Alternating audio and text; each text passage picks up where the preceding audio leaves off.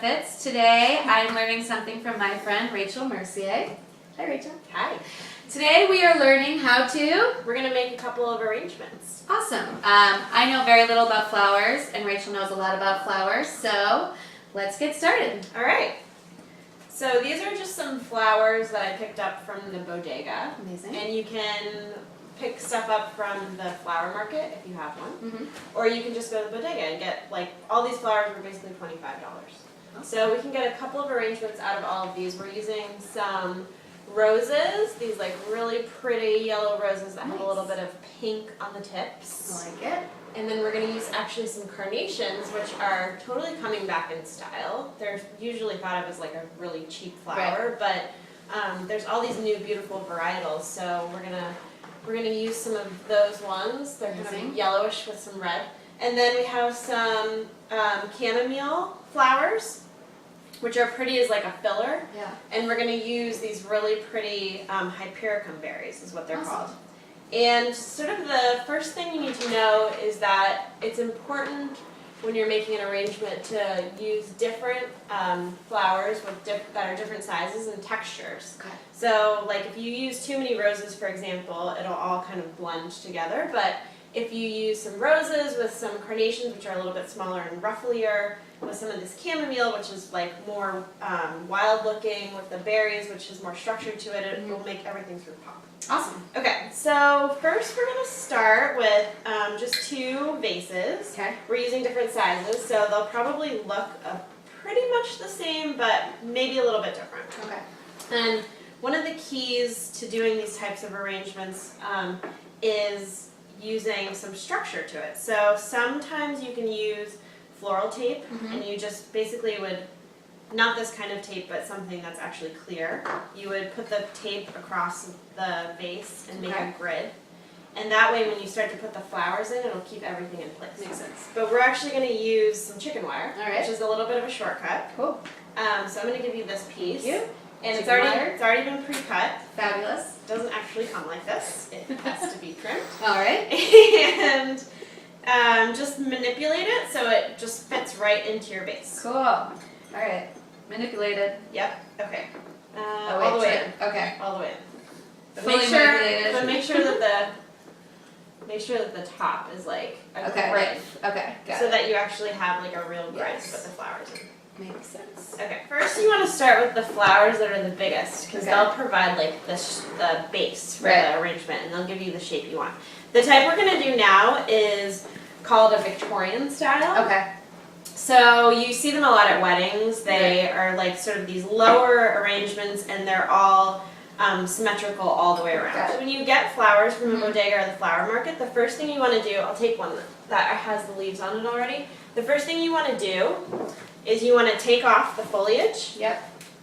If you have any foliage on the flowers and they're in the water, it'll create bacteria and it'll kill the flowers faster, so you want to take it Good off. to know. Get rid of the foliage. And then you want to trim the stems. Mm-hmm. So that, like, usually the stems will be sealed off after 15 minutes of being out of water. So Okay. when you get them home, you definitely want to use some gardening shears or a knife, like this sort of Swiss Army knife thing. Okay. And you want to trim the stems at an angle. No scissors? Scissors you can use if you don't have anything else, Right. but it's better to use some shears or a knife because Got it it. gets a more precise cut. Okay. Okay, so first what you want to do, I'm going to give you the shears to use, Okay. and I'm going to use the knife. Great. First thing you want to do is you're going to sort of eyeball what you think the height will be. Mm-hmm. And typically the height of the flower should be 2 times. This one we're just going to do like equally the same height Right. of the base. Okay. So, like So snip it where you think that is. right there? Further down. A little further. Perfect. And you might have to like reconfigure the size of the flowers and stuff. Okay, so Too tall? no, put it. Let's work in the corners. Okay. So we're gonna do like kind of a triangle. Got Okay. So just continue it. All right. with some of the roses. So, when did you get into flower arranging? I have always liked flowers a lot. I grew up in California, Yeah. and my parents were really into gardening. Yep. And so we spent a lot of weekends going to like the garden center. Nice. And I learned a lot. I was very curious. Mhm. I've always liked flowers. I always wanted to know what types of plants or flowers Right. things were. Cool. And so then I just, when I was in college, I started working in a florist shop in Boston. Oh, nice. Okay, so now that we have the basic structure of our arrangement, Right. we are going to start adding in this chamomile, which will fill in some of the space. Great. Okay, so one thing I should just mention real quick is that when you're putting together flowers, typically the best thing to do is to make it look like it looks in nature. Okay. So like if a rose and chamomile would grow next to each other, then they belong in an arrangement. And also like typically when you see flowers in nature or in a garden, they're planted in bunches. So we're doing this Victorian arrangement and we're using sort of these just individual flowers, but I typically like to stick with odd numbers. So if I'm going to group flowers together, it's usually like 1, 3, or 5, depending on the size of the arrangement. Otherwise it looks like if you do 2, it just looks kind of awkward. Unless you're using really large flowers like a peony, for example. Okay, so now we're going to just add some of the chamomile. Okay, I'm just copying you. We're putting. Into the arrangement. Yeah, we're going to trim it down and take some of this foliage off. Oh yeah. So that it's like nice and clean for the water level. And we're going to add it like right next to, make this a little bit shorter. We're going to add it right behind these flowers. So they're kind of like nice and smooth. How's that? Too much foliage? Yeah, take this guy off. Okay. All together? Mm-hmm. Okay. Like that? Yeah. Cool. Behind. So just add it kind of like next to it. Got so it. it looks something like this. Perfect. Cool. Okay, so let's keep adding more on, we'll keep working like in the sort of triangle Okay. fashion. So when you say 3, it's like 1 chamomile, 1 rose. It really just applies to flowers like roses, like Got it. chamomile because it has all these mini buds on it, it Right. doesn't matter. Okay. But if you're doing like roses, for example, I would either put it in like a grouping of 1 or 3. Awesome. Okay. All right, and as we're filling, just wanted to let everyone know that Rachel runs her own business making flower arrangements, and you can find her at rachelmercier.com. That's right. That's right. Find me. Find her. She's awesome. She also has an awesome blog called Mercier Beaucoup. Is that how you pronounce it? Mm-hmm. Okay, perfect. Yep. And it's awesome, and I read it regularly. It's amazing. She has lots of good tips, great fashion advice and finds, amongst other things. General inspirations. General inspirations, which I always love. So she's awesome. Okay, and sometimes this can get like a little bit unruly, so you just have to, it's a little bit of trial and error. Right. And it's not really supposed to look perfect. Like it's supposed to look slightly imperfect. I love it. Cool. Okay. So now if you feel like you have enough flowers in there, you can try to put the flower in the middle. Oh yeah. There's enough Forgot about structure that. to it. Okay. I think mine is still not quite, because that chamomile is not quite strong enough. Alrighty. Let's see here. That guy's a little short. Okay. Okay. So let's add some carnations in. All right. And these guys are great. They last literally forever. Amazing. Not literally. They last for like 2 weeks. It's kind of insane. That's forever for flowers. And just a tip, when you're doing flower arrangements, it's really, you're putting a lot of money into these like small centerpieces Right. or large centerpieces, and you want to make sure you get the value by being able to see the beauty of each of the flowers. Sure. So it's important to strip a lot of the excess off of the Mhm. flowers so it doesn't get too crowded in your arrangement so you can Right. really see the flowers. Okay. So like on some of these carnation bunches, it's tempting to leave all of the buds and the flowers on them. Too many buds, right? Too many buds, but you want to break them up just so that you can really showcase the flowers Right. and it doesn't get too stuffed in there. Got it. Good advice. Okay, I think I'm ready for the berries. What are those called again? These are called hypericum berries. I don't think I can say that. Hypericum. Hypericum. I can say it. Great. They're little red berries. You can find them Super cute. year round. Great. You usually see them in like fall or winter bouquets. Right.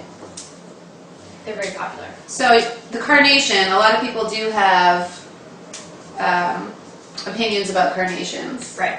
Not so good opinions about carnations. Yeah, So, they're known as being a really cheap flower. And they are. They're cheap. But they are really pretty. And now there's all new kinds of varietals of carnations Right. that have beautiful, like variegated colors, like these ones, and are very unique looking. And actually, when you cluster a lot of carnations together, because they're so roughly, you can't even, some people mistake them for roses or even peonies. Definitely. Which are significantly more expensive flowers.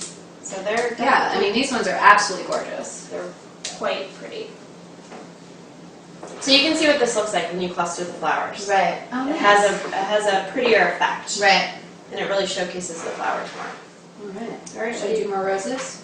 Yeah, do some roses. Okay. Get in there. Get in there with my bunches. Cluster them up. See. So also good to keep rotating it. Oh, good idea. That way you can see where everything is. Okay. These guys, kind of more in front. Right. And I would say just start, like do a cluster of 3 right here. Okay. And start. Right. And you can always pull flowers out and add them back in. I mean, it's really... That's what I like about this. You can't really make a mistake. You can't really make a mistake. If you're working with really pretty flowers, which most flowers are, it's, you know, it's no fail. And having the different textures and using complementary colors is probably the most important aspect of this. And so this is, we're using chicken wire for this arrangement, but for a lot of arrangements, a lot of florists will use floral foam, which is called oasis. Oh, right. Okay. Which is actually pretty terrible for the environment. Right, So yeah, try I not don't to agree use with that. Yeah. But it's a way of keeping the flowers all in place. This is just a way of keeping the flowers all in place, but a much more environmentally friendly I'm into manner. that. Yeah, I'm into that too. This looks great. Oh, thanks. Add some more stuff into it. Okay. And you might want to actually cut some of the roses down so you can see some of this other stuff. Right. Or just pull it out a little bit. Okay. All right. So what I need to do is showcase some chamomile. I feel like the chamomile's getting lost. The chamomile's getting a little lost, yes. Okay. And you know, you can remedy that by just pulling it out and also just creating a little bit more space for it. Okay.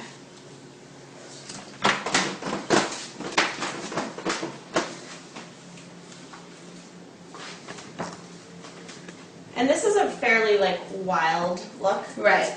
You know, you can use flowers that are less kind of wild looking for a different look. That looks amazing. But this will give you Talent right there. Learning from the best. like what you have here. You have this kind of all at different heights, which is nice. Okay. It gives it some good like. All right. It gives it good shape. Right. Makes it look more organic. Right. As opposed to just like a really manicured bouquet. Exactly. Okay, so now I have my little pyramid here. Great. A little bit tall, perhaps. So I'm going to trim it just a tiny bit.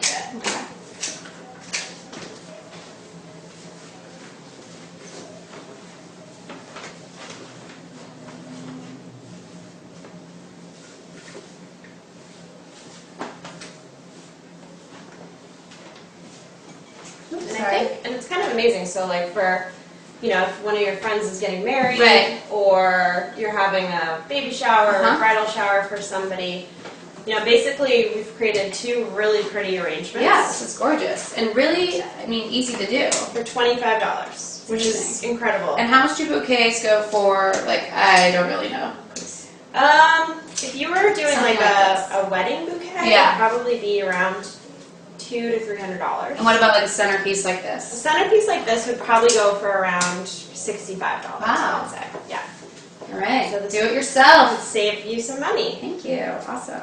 This is really exciting. And it's pretty fun if you can get enough people to help you do fun. this, and one person can take the lead on.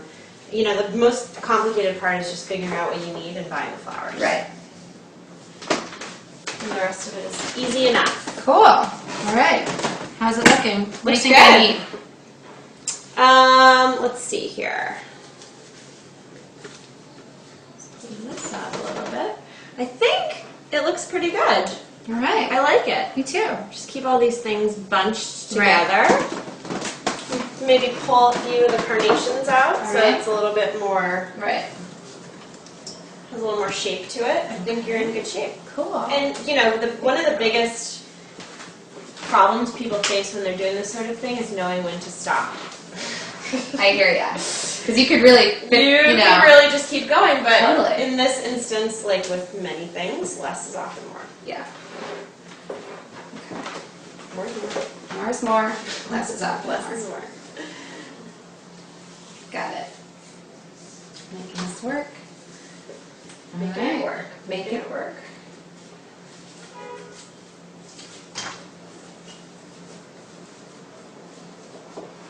Alright. Ooh, that looks so pretty. Thank you. And you can also, so we use the chicken wire, which happens to show up a bit in the vase, but you could also do a number of things. You could wrap the vase in like a really pretty paper, like a decorative paper if you wanted to do something different. So you don't see the chicken wire. You could also take a big leaf, like a hosta leaf, and you could wrap it around the inside of the vase, so it'll conceal the stems and the chicken wire. And you could also take like a ribbon. So if you were getting married, for example, and you had, you know, certain colors, or if you had a ribbon that you were using for other parts of your wedding, you could get a thicker one and wrap it around the vase to coordinate, which is fun. It's like a fun detail. All right. Very nice. Thank you, dear. Beautiful. I mean, you could really play with it forever. You can really play with it forever. I think I'm calling it a mission complete. Looks good. Thank you so much, Rachel. Yeah. I really appreciate it. All right. Well, we have our final product, and Frida, Rachel's dog, approves. I just wanted to thank Rachel so much. Thank you so much. This has been awesome. I learned a lot of skills, which I really appreciate. You're an awesome friend. Rachel is an amazing person, entrepreneur, awesome friend, very creative. You should check her out at rachelmercier.com. And what do you think, Frida? You're into it? She's into it. Oh, she's into it. All right. Thanks for watching Friendships with Benefits. Peace. Thanks. Bye.